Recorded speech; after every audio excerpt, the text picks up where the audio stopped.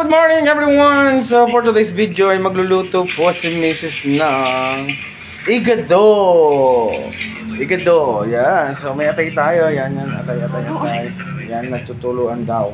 Sabi niya, and I'm going to put atay. Wait. Atay ng yobab. Okay? So yan guys. And then we have carrots. Then we also have bell pepper. Yan. So, get na yan. Guys, get na. Oo. Okay. So, later on, pakita ko sa inyo kung ano na naging process ng igado. Okay? After na naging pakita ang atay, we also have the tenderloin. Okay? So, yan. Ito naman ang gagayatin niya. Okay? Then, mag-start na tayong maggisa. Alright? Alright.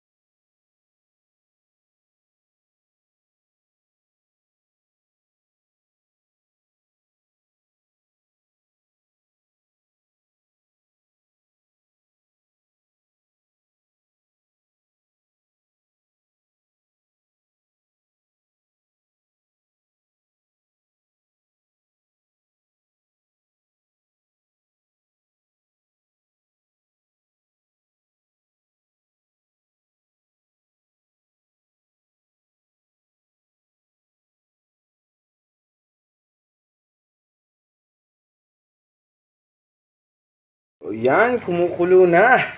Sarap naman. Uy, pausap pa oh. Okay. Ay, ang kanin. Sabay igado. Wow. Yummy ha? Yummy. Yan. So ito, igado. Yan. So ito yung sinasabi ni Ninong Ray.